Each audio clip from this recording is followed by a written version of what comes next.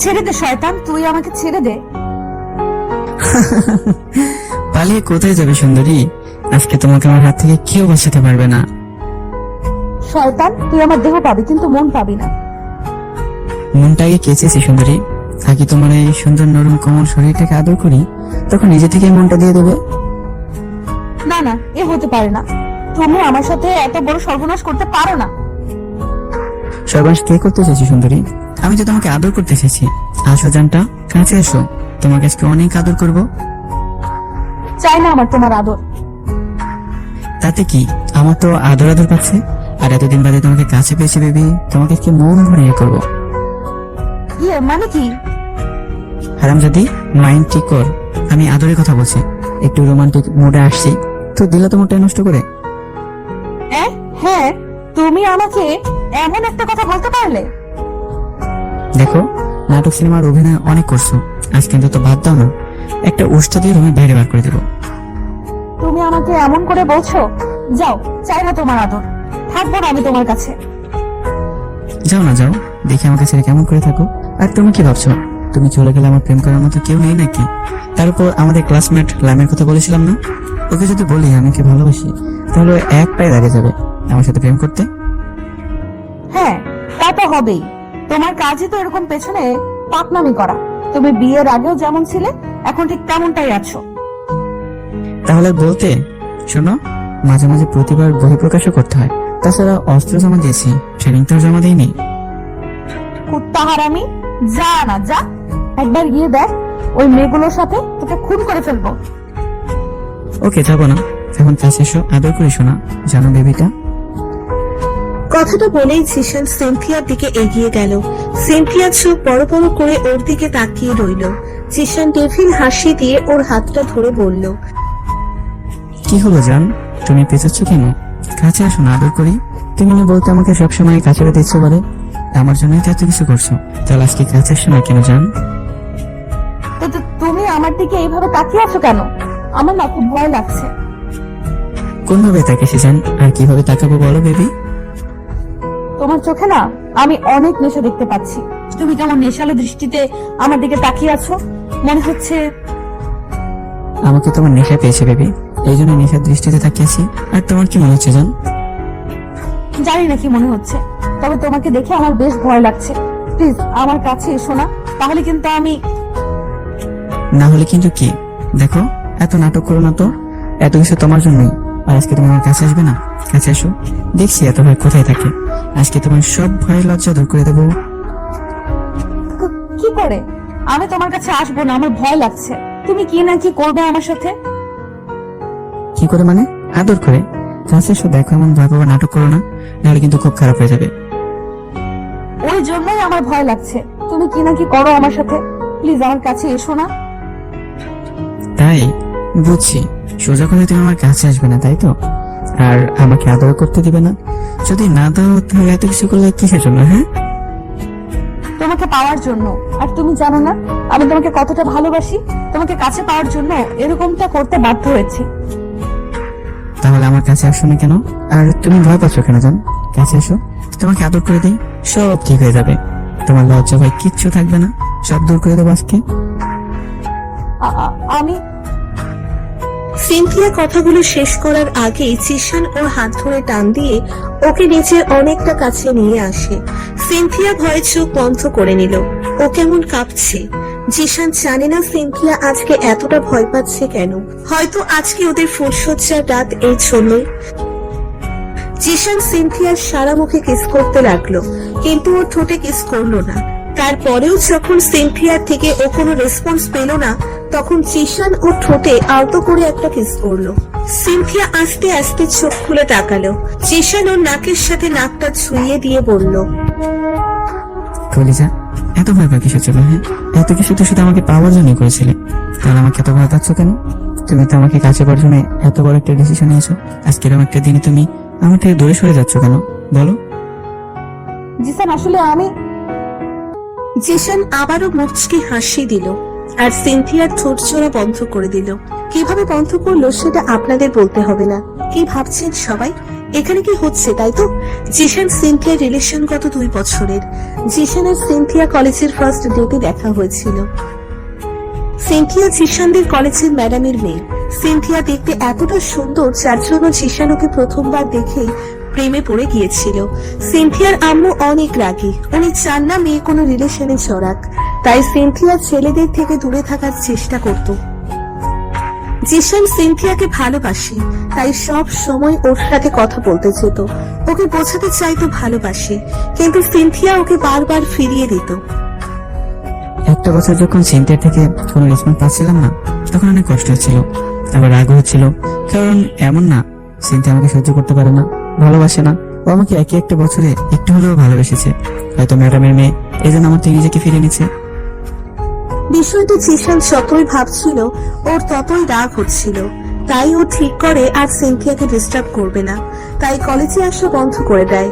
তখন বন্ধুরা ওকে বোঝায় আর একটা প্ল্যান অনুযায়ী কাজ করতে বলে। জিশানও ঠিক তেমনই করবে ভাবে, এমনটা করলে সিনথিয়াকে নিজের করে পাবে। জিশানেরই কয়েকটা মেয়ে ক্লাসমেট ওকে অনেক আগে থেকেই পছন্দ করে, আর জিশান সিনথিয়াকে পাগলের মতো ভালোবাসে। ওই জন্য মেয়েগুলো ওকে প্রপোজ করে না। জিশান ভাবে কয়েকটা মেয়ের সাথে রিলেশনের নাটক করবে। ও আবার কলেজে আসে, আর সেদিন থেকেই শুরু হয় ওর মিশন। জিশান সিনথিয়াকে দেখিয়ে অন্য মেয়েগুলোর সাথে কথা বলতে থাকে, তারপরও কোনো কাজ হচ্ছিল না। পরিশেষে উপায় না পেয়ে ওদের সাথে প্রেমের অভিনয় করতে থাকে। এবার সিনথিয়ার বিষয়টা আর সহ্য করতে পারছিল না। জিশান বুঝতে পারে সিনথিয়া জেলাস ফিল করে, তাই জিশানও ওকে দেখিয়ে দেখিয়ে মেয়েগুলোর সাথে ও নাটকটা চালিয়ে যেতে লাগলো। সিনথিয়ার বিষয়টা মানতে পারতো না, মাঝে মাঝে কান্না করে ফেলতো। ও আর থাকতে পারছিল না, সবকিছু ভুলে গিয়ে জিশানকে ভালোবাসে সেটা ফিল করছিল। প্রতিদিনের মতো জিশান কলেজে এসে ওদের ক্লাসমেট লামিয়া নামের একটি মেয়ের সাথে কথা বলছিল। দুজনে পাশাপাশি বসে দুজন দুজনের হাত ধরে কথা বলছিল। এমন সময় সিনথিয়া কলেজে আসে, আর এমন কিছু দেখেই ওর মাথাটা পুরো গরম হয়ে যায়। আর দেরি না করে তাড়াহুড়ো করে এসেই জিশানের সামনে দাঁড়ায়। ও একবার সিনথিয়ার দিকে তাকিয়ে আবার মেয়েটার সাথে কথা বলায় মনোযোগ দেয়। সিনথিয়া ওদের দুজনের হাত ছাড়িয়ে দিয়ে বলতে শুরু করে, কি হচ্ছে নাকি এখানে? কি হচ্ছে মানে? আমরা দুজন এখানে প্রেম করছি, দুজন দুজনকে ভালোবাসি, তাই এখানে বসে প্রেম করছি। তাতে আপনার সমস্যা কি? আপনি সাহস কি করে আমাদের দুজনের হাত ছাড়িয়ে দেওয়ার? মানে তুমি কি বলছো? তোমরা প্রেম করছো মানে? আর তোমরা দুজন দুজনকে ভালোবাসো? কি বলছো কি জিসান এসব তুমি? আপনি অতটা বাচ্চা নন যে কিছু বুঝতে পারেন না।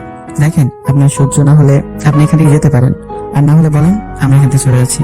তাও এইভাবে আমাদের সাথে রুড বিহেভ করবেন না। আপনি কি ভাবেন আপনার আম্মু কলেজের ম্যাডাম দেখে আপনি যা খুশি তাই করবেন? তুমি এভাবে কথা বলছো কেন জিসান? আমি কি একটাবার বলেছি আমি কলেজের ম্যাডামের মেয়ে বলে তোমাদের কিছু করতে দিব না? কিন্তু তুমি এই মেয়েটার সাথে কথা বলবে কেন? তুমি না আমাকে ভালোবাসতে, তাহলে এখন আবার ওকে ভালোবাসলে কি করে? তুমি মিথ্যা বলছো, তুমি এমনটা করতে পারো না। আমি জানি তুমি শুধু আমাকেই ভালোবাসো। ভুল জানেন, আপনাকে ভালোবাসতে যাবো আমি? আপনি কি আমার, হ্যাঁ, যে আপনাকে ভালোবাসতে হবে আমার? কেন? আমি তোমার কে মানে? আমি তোমার গার্লফ্রেন্ড, ভালোবাসা।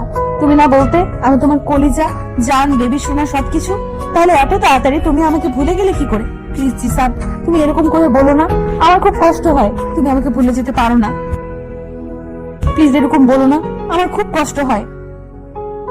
কষ্ট হলে সেটা আপনার ব্যাপার, আপনি কি ডাক্তার দেখান, তাহলে কষ্টটা সেরে যাবে। তারপর আমাদের ডিস্টার্ব করবেন না। যান, চলো তো আমরা এখান থেকে যাই। সিনথিয়া কথাটা বলেই লামিয়াকে নিয়ে সেখান থেকে চলে যেতে গেলে সিনথিয়া আবারও ওদের দুজনের হাত ছাড়িয়ে দেয়। তারপর যখনই লামিয়াকে থাপ্পড় মারার জন্য হাত উঠাবে, তখনই জিশান ওর হাতটা ধরে ফেলে আর বলতে শুরু করে, ভুলে ওর গায়ে হাত দেওয়ার চেষ্টা করবে না। আপনি কোন সাহসে আমাদেরকে বাধা দিচ্ছেন? হ্যাঁ, আমরা যেখানে খুশি সেখানে প্রেম করবো, তাতে আপনার কি? আপনার তো সমস্যা সে কিসের জন্য বুঝতে পারছি না। কারণ আমি তোমাকে ভালোবাসি, আর তুমি না আমাকে ভালোবাসতে, তাহলে এত তাড়াতাড়ি আমাকে ভুলে গেলে কি করে? প্লিজ আমাকে এইভাবে দূরে সরিয়ে দিও না, থাকতে পারবো না তোমাকে ছাড়া, সত্যি মরে যাব। সেটা আপনার বিষয়, কিন্তু আমি আর আপনাকে ভালোবাসি না। আপনার মতো একটা অহংকারী মেয়েকে ভালোবাসা আমার জন্য ভুল ছিল, তাই সেটা বুঝতে পেরেছি। এই মেয়েটা আমাকে নিঃস্বার্থভাবে ভালোবাসে। আমি যদি এখনই বলি ও আমাকে এখনই বিয়ে করে নিতে পারবে, আপনি পারবেন? পারবেন না।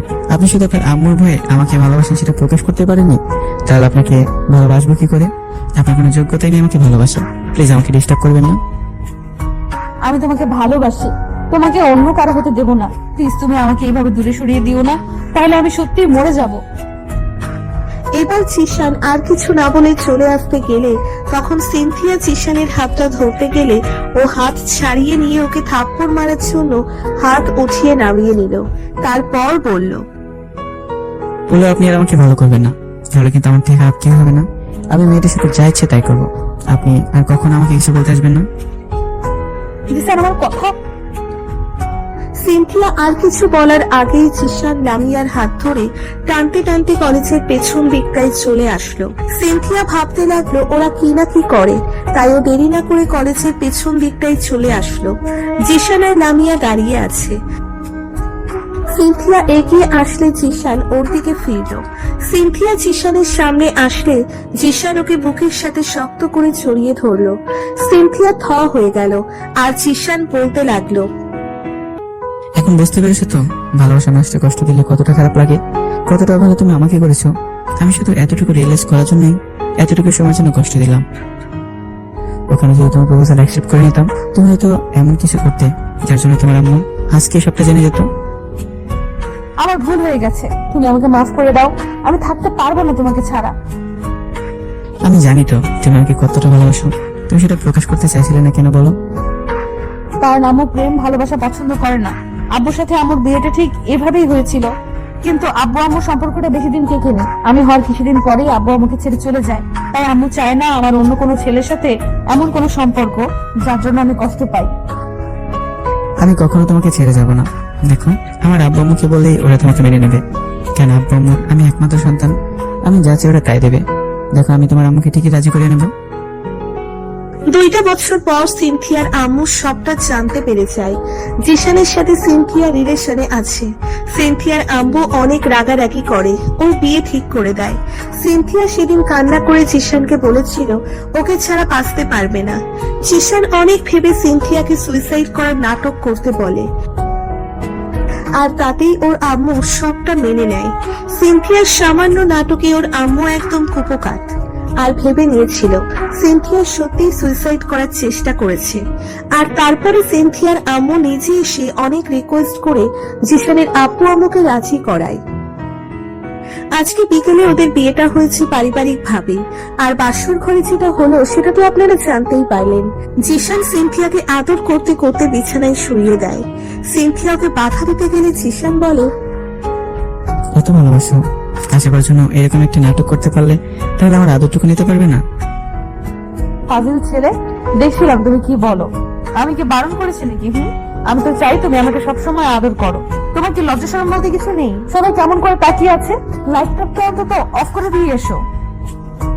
উফ, ওয়েট করো, আমি এক্ষুনি আসছি। এই যে ভাইয়ারা, আপনারা এখানে কি দেখেন? ভাগেন, আমি আমার বউকে একটু আদর করি। আর হ্যাঁ, আমাদের চ্যানেলে এরকম আরো অনেক ভিডিও আছে, আপনারা চাইলে দেখতে পারেন। আমাদের ভিডিওগুলো ভালো লাগলে আমাদের চ্যানেলটি সাবস্ক্রাইব করতে ভুলবেন না। আর পেজ থেকে ভিডিও দেখলে অবশ্যই ফলো করুন। ধন্যবাদ সবাইকে আমার পাশে থাকার জন্য।